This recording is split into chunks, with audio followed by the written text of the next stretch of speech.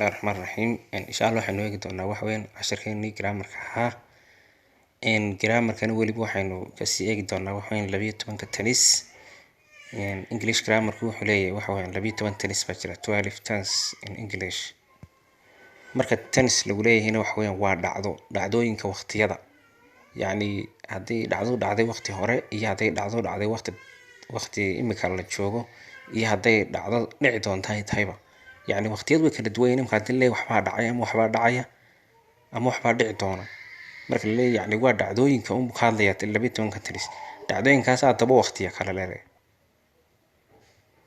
marka waxa jira 12 tennis baa jira 12 ka tennis ama 12 ka waqti ay dhacdooyinka kala dhacaan afar waa past afarna waa present afarna waa future hadaba waxa weeyaan afarta past hadii aynu eegno waxa weeyaan waxa kamid ah simple past baa kamid ah waxa kale oo kamid ah past continuous waxa kale oo kamid ah past perfect waxa kale oo kamid ah past perfect continuous afartaas oo past ka kooban maanta marka waxaynu eegi doonaa waxa weeyaan past ku kaliya maanta ka hadli doonaa hadii xagga present ka la eegana present kuna afar tennis weeyaan afar tennis oo present jira waxa ka ah simple present waxa ku xiga present continuous waxa ku xiga present perfect waxa kale oo jira present perfect continuous future kuna isna wax weeyaan waa simple future iyo future continuous iyo future perfect iyo future perfect continuous yani mid kasta afartaas ka kooban yahay laakiin xagga waqtiyada waa saddexda waqti dhacdadu inay past dhacday waqti laga yimid iyo present waqti ma ka socda iyo future waqti soo socda dhacdo kasto dhacday xagga waqtiyada intaas bay dhacdaa ama waqti hore wax dhacay weey ama wax imika dhacay waqtigan dhacay ama waqti soo socda wax dhacay weeyaan marka waqtigana la sii kala qeybiyo wixii past ka ahaa oo dhan dhinac baa la isku mariyay kadibna waa la sii qeybiyay tiin baa la sii qeybiyay past baa la sii kala qeybiyay marka maanta waxaan dhigan doonaa afar tennis baan dhigan doonaa oo past una maalinta kalena waxaan dhigan doonaa afar tennis oo present una maalinta saddexaadna waxaan dhigan doonaa afar waxa weeyaan tennis oo future ka hadlay marka 12 tennis intaas weeyaan wax kala ma bahaba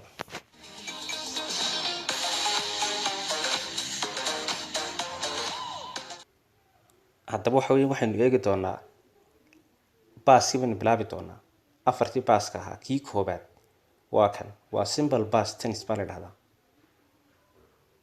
waxa weeyaan waa tenniska ugu horeeya past weeyaan hadaba waxa weeyaan simple past tennis hadaba waa maxay yani waa dhacday yar oo dhacday waqti laga yimid dhacday ayaa la yiraahdaa simple past tennis waqti laga yimid dhacday weeyaan waa waqti yar oo laga yimid bas waa intaaba يعني simple past tennis is used waxa loo isticmaalo for action dhacdo ayaa loo isticmaalaa which happened taasoo dhacday sometime waqti in the past laga yimid inta simple past kala sheegaa wax weey is used yani waxa loo isticmaalaa for action dhacdo which happened taasoo dhacday sometime waqti in the past laga yimid formula ayuu leeyahay formuladaasi waxa ka kooban tahay subject iyo past iyo object waa inta subject yani waa wixii ficilka sameeyay waa cidda ficilka sameysay ay weeyaan verbna waxa weeyaan waa ficilkii la sameeyay objectna waa wixii ficilka uu dhacay weeyaan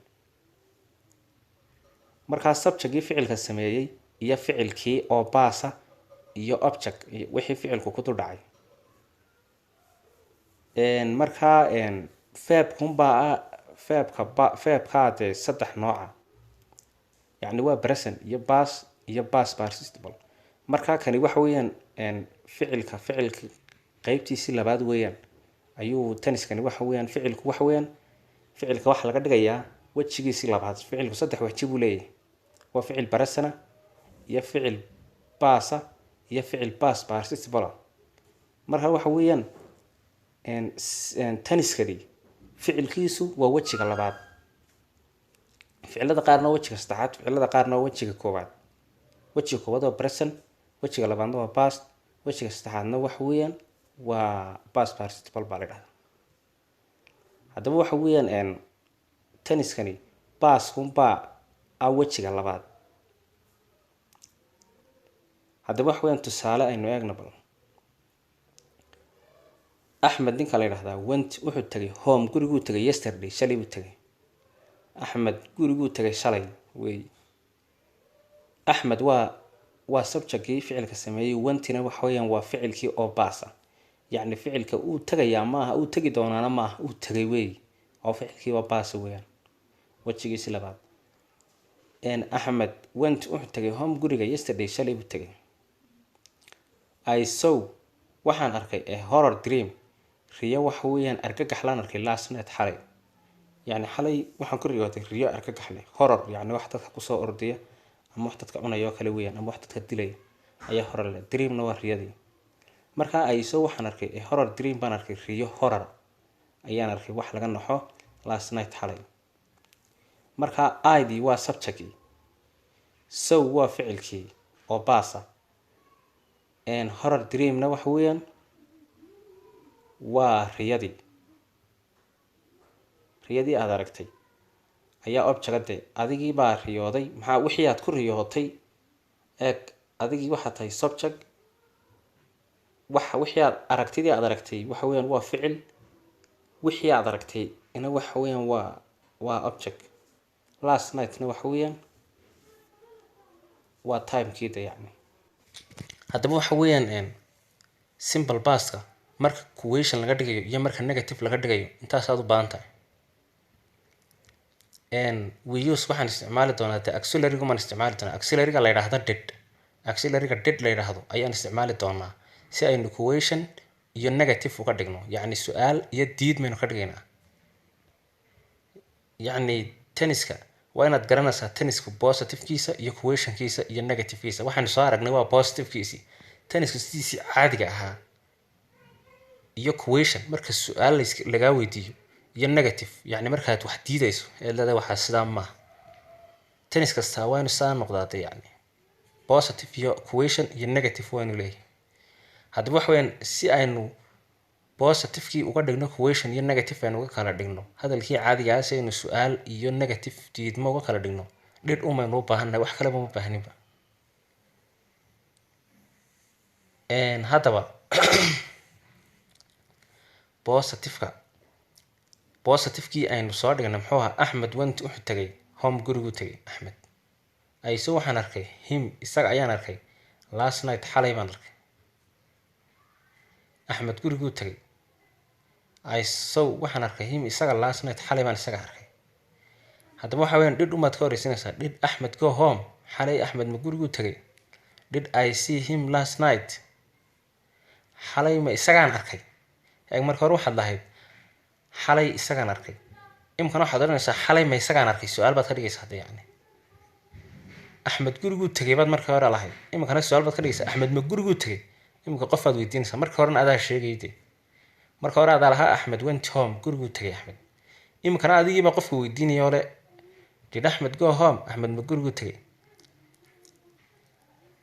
markaad ka dhigayso waxa weeyaan negativena balaynu eegno. negativekana waxaad oranaysaa questionka markaad ka dhigaysay dhidh aad horreysiinaysay, halkaa axmed subjectka unbaad waxaad ka horreysiinaysay dhidh, imikana subjectgii unbaad dhidh ku xigsiinaysaa iyo not ayaa la socota negativeka. yacni subjectku saw axmed ma ahayn, axmedkii unbaad dhidh not ku xigsiinaysaa, dhidhii unbaad not ku daba xigsiinaysaa. auxiliarygii dhidh baad isticmaalaysaa, notnaad ku daba xigsiinaysaa. iminka qof hadduu hadal yidhaahdo ama su-aal baa laga dhigi ama diidun baa laga dhigi. de haddii la yidhahdo imika axmed gurigii buu tagay, dadku wuxuu ka odhan axmed ma gurigii buu tagay, ama waxaa laga odhan axmed gurigii muu tagay. intaaban baa lagu odhan, wax kale lagu odhan maayo. markaa past tense waa intaasun. question markay tahay waa did axmed go home axmed ma gurigii buu tagay. markay negative tahayna waa axmed did not go home axmed guriga muu tegin. I did not see him last night ma arag isaga xalay isaga maan arkin.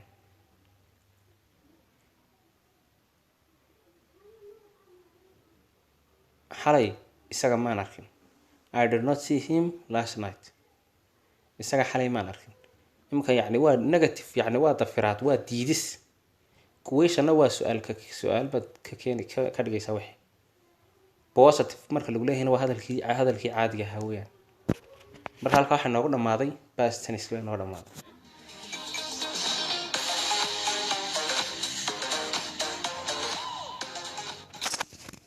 tenniska labaad waxa weeyaan waa past continuous tense. Past continuous tense is used waxaa loo isticmaalaa for an action dhacdaa loo isticmaalaa which was happening taasoo dhacaysay sometime waqti in the past laga yimid. Past continuous waxa weeye waqti laga yimid bay dhacdadani dhacaysay, way dhacday maaha, way dhacaysay markaas. tii horena waxay ahayd past tense-kuna waxay ahayd yacni waa dhacday iyadu way dhacday unbaa lagu leeyahay. tanna waxaa lagu leeyahay way dhacaysay. eg past tense-na way dhacday, past continuous tense-na way dhacaysay, labaduba wax tagay. eeg imika haddii lagu dhahdo uu tagay iyo uu tagayay oo kale, shalay Axmed gurigaasuu tagay iyo shalay Axmed gurigaasuu tagayay, waa saas oo kale. yacni qaacidadiisu waxa weeyaan waa formuladiisu waxa weeyaan subject oo loo gooyo was ama were oo loo sii geeyo verb oo loo sii geeyo ing oo lagu sii daray object. markaad doonaysa past continuous inaad aragto intan baad ka eegaysaa subject ma jira horta, was ama were meesha ma ku jirtaa, verb ma jira, verbkaana ing ma raacsan tahay, objectna ma jira wax ficilkii ku dhaco. ila ficil hadduu meesha yimaado waa in object yimaada. ficilkii waxa weeyaan ficil hadduu yimaado waa inuu object yimaada. de wixii ficilku ku dul dhacay haddaad ficil aragtana ciddii samaysa waa inay jirtaa, subject waa inuu jiraa. subject haddaad aragtana waa inaad ficil aragtaa, ficil haddaad aragto waa inaad object aragto, object aad heshaa wixii uu ku dul dhacay ficilku.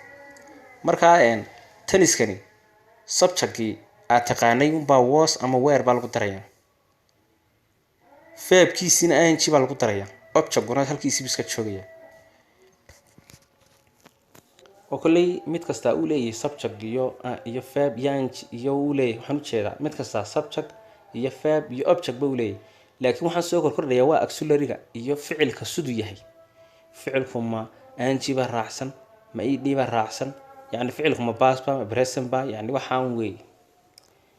example-kiis wax weeyaan waa Ahmed was going, Axmed wuxuu tagay home gurigu tagay yesterday shalay.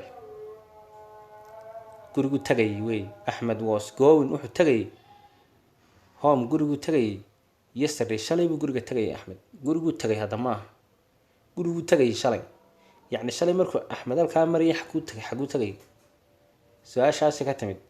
oo waxa weeyaan shalay haddii imika lagu dhahdo shalay Axmed markuu halkaa marayay xaguu tagay, Axmed wuxuu tagay guriga, yacni wax dhacay oo dhammaaday weeyaan. laakiin haddana dhacdadani way socotay markaa dee uu tagayo kusii socday. markan lagu leeyahay uu tagayna waa gu tagay, dee hadal ma joogo kolkaa. laakiin markan uu tagay weeyaan way socotay dhacdadu. marka Axmed was going wuxuu tagay home gurigu tagay yesterday shalay buu guriga tagay. they helping waxay caawinayeen my mother hooyadii bay caawinayeen last night xalay bay caawinayeen. yacni qaar baa xalay hooyadii caawinayay, way caawiyeen maaha way caawinayeenba. hadda waa xalay oo waa dhacdo laga yimid, laakiin way caawiyeen. eg marka lagu leeyahay past continuous iyo past tense waxay ku kala duwan yihiin. past tense wixii uu dhacay oo way caawiyeen. past continuous-kana waxa weeyaan wixii uu dhacayay markii way caawinayeen. oo marna way caawiyeen marna way caawinayeen, saasoo kale loo jeedaa. yani questionka markaan ka dhigayno iyo markaan negative-ka ka dhigayno, positive-kii baan question ka dhigaynaa iyo negative. haddaba waxa weeye kani auxiliary buu leeyahay. ficilku hadduu tennisku hadduu auxiliary leeyahay way fududahay in question laga dhigo iyo in negative laga dhigo. hadduu auxiliary verb hadduu leeyahay, yacni was iyo were iyo waxaas haddaad aragto dhib ma laha inaad question ka dhigto. haddaba waxa weeyaan waxa meesha inoo taalay Axmed was going wuxuu tagayay Axmed home gurigu tagay yesterday buu shalay ayuu guriga tagay. Axmed shalay buu guriga tagayay. markaa tiim baad waxaad ka dhigaysaa was tumad Axmed ka horreysiinaysaa, halka u dambeysana ay waxaad dhigaysaa calaamad su'aal. ficilka lama bedelayo, subject lama bedelayo, midna lama bedelayo. waxa soo kordhaya was taasi unbaad soo horreysiinaysaa. markaad soo horreysiiso iyo yesterday halka ugu dambeysana calaamad su-aal maad dhigaysaa ila wixii waa su-aale su-aasha hadii calaamad su-aal lahayn su-aal ma noqonaysaa marka tan kalena waxa weeyaan they were helping my mother last night kan kalena waxaad oranaysaa where tumaad horreysiinaysaa halka u dambeysana calaamad su-aal baad dhigaysaa waaba intaaba negativeka marka lagu leeyahayna subjectkii unbaad waxaad ku xigsiinaysaa iyo waxa weeyaan yacni auxiliary unbaad not ku xigsiinaysaa halka auxiliary-ga iyo udhaxaysa ficilka unbaad not dhigaysaa bes not taasuma soo kordhay positiveka siduu ku ahaa Ahmed was going home yesterday Ahmed guriguu tagay shalay siduu ku ahaa positiveka unbaad not unbaad soo kordhay xagga diidmada tenniskani markaasi past continuous u fudud yahay markaasi in laga dhigo question iyo negative ba in laga dhigo marka Ahmed was going wuxuu tagay home gurigu tagay yesterday shalay soo maaha Ahmed was not going home yesterday Ahmed shalay guriga muu tagayn they were not helping my mother last night may caawineen xalay hooyaday waa sidaa marka not unbaad soo kordhisay Ahmed was not unbadanaysaa they were not markaa subjectgii iyo auxiliary unbaad not ku xigsiinaysaa markaad negativeka ka dhigayso waxaan ujeedaa haa negativekaad ka dhigayso ficilkana saas inoogu dhamaaday waxaan ujeedaa tenniskani saas inoogu dhamaaday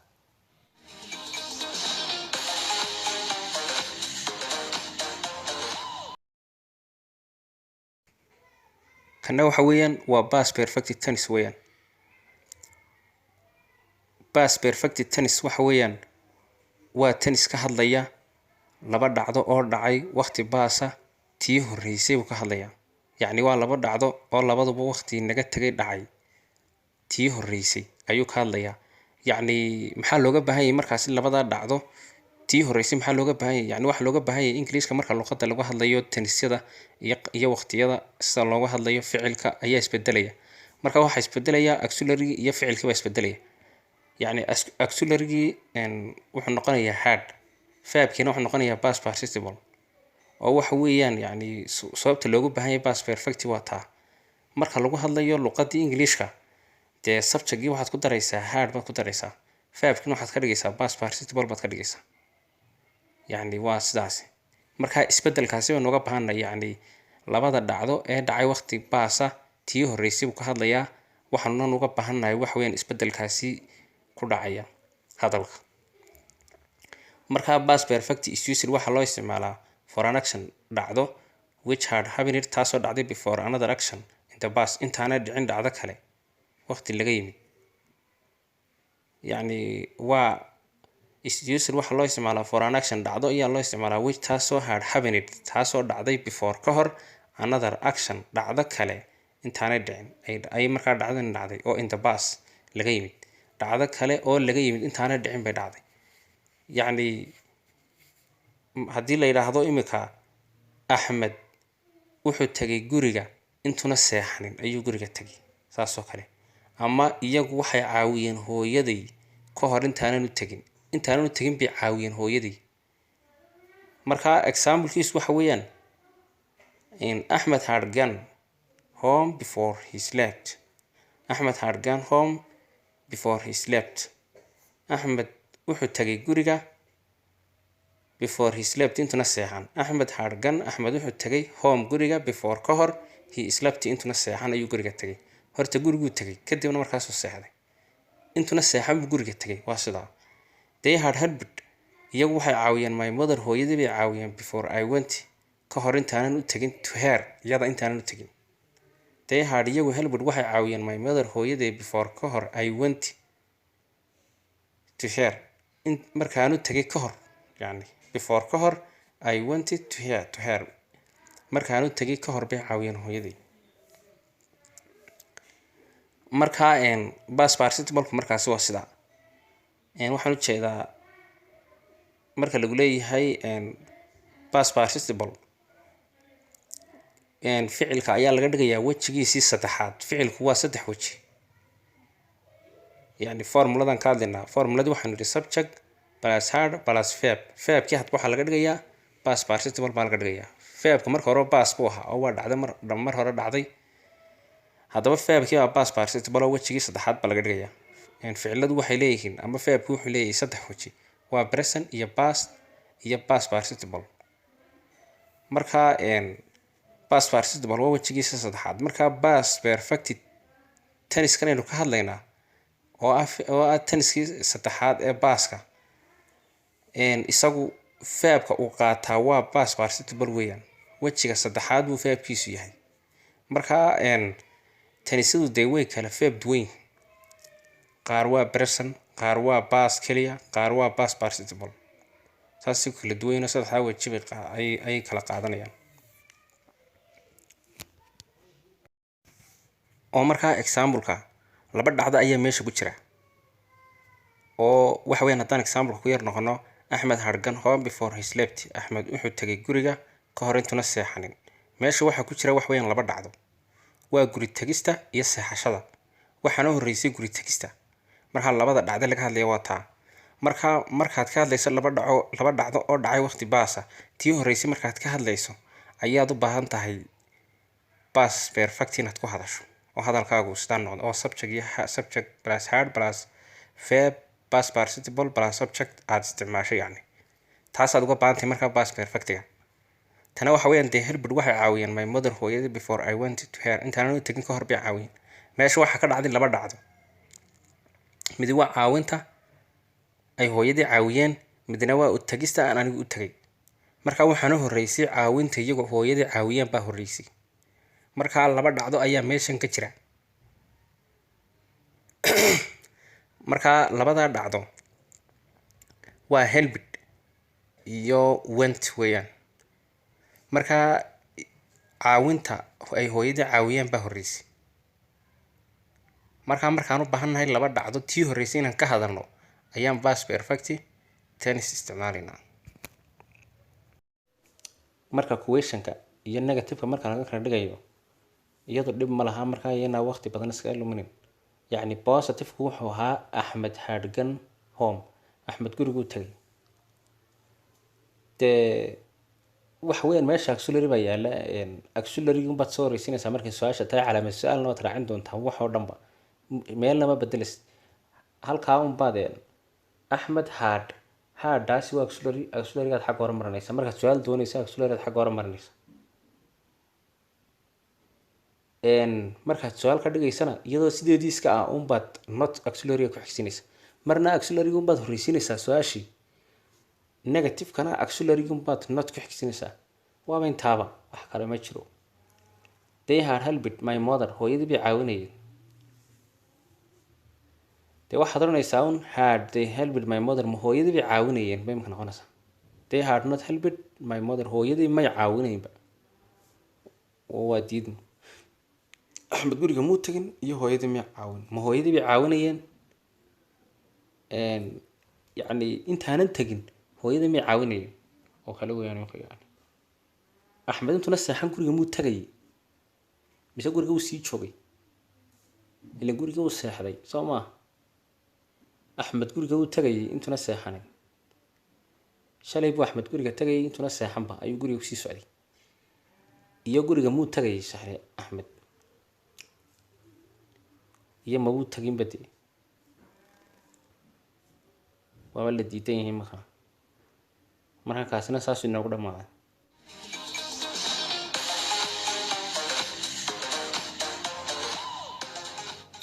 u dambeeya baaska afartii baaskii kana inoogu dambeeya waa past perfect continuous baa la dhahdaa. past perfect continuous-ka usually waxaa loo isticmaalaa to talk in lagaga hadlo about a past event. yacni dhacdo baasa that had been in progress. taasoo muddo socotay, waqti bay socotay. yacni past perfect continuous waxa weeyaan waa dhacdo waqti hore dhacday laakiin way socotay taasi saacado iyo maalmo iyo waxbay socoto. maaha wax dhacay un maaha, laakiin waa wax socday. ama maalin bay socotay, ama maalmay socotay, ama sanaday socotay, ama saacaday socotay. markaad qaacide ka samaynayso waxaad odhanaysaa formulaheedu waa subject plus hard plus bin plus verb plus ing plus object. subjectkii aad taqaanay hard baa kugu xigaysa, hardii aad taqaanay bin baa kugu xigaysa, verbkiina waxaa lagugu daray ing, objectkiina halkiisiibu kuu joogaa. yacni verb subjectkii horta halkiisiibu kuu joogaa. subjectkii horta auxiliary buu leeyahay kani, auxiliarygiina waa hardii laakiin hardii oo keliya maaha, hardii maanta bin baa la socota, bin baa soo kordhay, hard bin. verbkiina ing baa la socota. marka hore verbku d buu ahaa, ed baa ugu dambe ayaa wax weyn la socotay. laakiin imika continuous baa meeshan taala. continuous haddaad aragto ficilku tennisku hadduu continuousba ku jirto verbkiisana waa inay ing la socotaa. yacni waa sidaa. haadhana iyadu perfectigunbay la socotaa, ficil perfectiyada inta bas perfectigunbay la socotaa iyadu. haddaad perfecti aragtana waa inaad hard aragtaa iyadana. waayahay example, they had been climbing the mountain for 5 hours. they had been climbing the mountain for 5 hours. iyagu waxay fuulayeen buurta 5 saacadood bay buurta fuulayeen. ma buurtaa weyneyd mise iyaga gurguuranay? they had been iyagu yacni waxay fuulayeen, yacni climbing waa fuulitaankii, yacni waxay fuulayeen buurtay fuulayeen waqtigaasi u socday, waqti socduu ahaa. waxa ingida loogu daray climbingta waxa loogu daray yacni way socotay markaasi, oo 5 saacadood bay fuulayeen the mountain buurta for 5 hours. buurta 5 saacadood fuulayeen. I had been feeling waxaan dareemayay sleepy, hurdaan dareemayay all the day, maalintii oo dhan hurdaan dareemayo, yacni waan loloonayay. oo yacni waan lolooday maaha ficilkani hadda waa wax dhacay. laakiin kuwii kale wuxuu kaga duwan yahay, kuwii kale waxay ahaayeen waan lolooday baad odhan lahayd kuwii kale, oo wax dhacay baad sheegi lahayd. laakiin kani waan loloonayay wey, oo goormaa loloonayay? maalintii oo dhan. hadda waan yar loloonayun maaha, maalintii oo liil baan loloonayay, yani waqti bay tani socotaa. perfect continuouskani saas kaga duwan yahay. waay daba questionkiisa iyo negativekiisa marka laga dhigayana dhib ma laha. waxa weeyaan adiga ka dhigan karayaba. meesha hard baa ku taalo, auxiliary baa ku yaala, auxiliary baad horeysiinaysaa, waxaanad ka dhigaysaa maxay? calaamad su'aalna waad keenaysaa. negative-ka markay tahayna auxiliary baad not ku xigsiinaysaa, wax kale iska yaalo aduma u taabanaysa waxa kale. harddaasi baad not ku xigsiinaysaa. bes haddii lagu dhahdo past perfect continuous tense ku negative ka dhig, maba taabanaysid. hard baa ku ooleysa meesha, harddaasi not baad ku xigsiinaysaa. waxay doonaa ka horeeyo, waxay doonaa ka dambeeyo, adu wax kale kuma samaynaysid. kuweysha markaad ka dhigaysana hardii baad xagga hore marinaysaayoo waxa weeyaan subjectgii baad iyadii ka horeysiinaysaa, hardii baad horeysiinaysaa. wixii oo dhanna calaamad su'aal baad ka dambaysiinaysaa. waa saas. oo marka lagu leeyahay yacni sideen question uga dhigaa past perfect continuous tense, hard baa la horeysiiyaa, loogu wada horeysiiyaa, calaamad su'aalna wax oo dhan baa laga dambaysiiyaa. intaasaa su'aal lagaga dhigaa.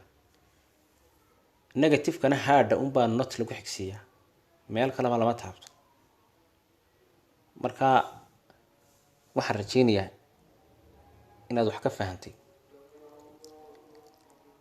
marka waxaynu qaadanay baaskii baynu qaadanay, wixii tennis 12kii tennis 4tii baaska ahaa baynu qaadanay. 4tii ahaa baas tennisadu waxaan waa 12, 4 waa baas, 4na waa present, 4na waa future. marka 4tii baaskii baynu imika dhiganay. 4ta present kaanaynu ku xigsin doonaa, kuwa future kaanaynu ku xigsin doonaa. marka tennisaduna waa 12ka tennis, wax adagna maaha, saasay u fudud yihiin.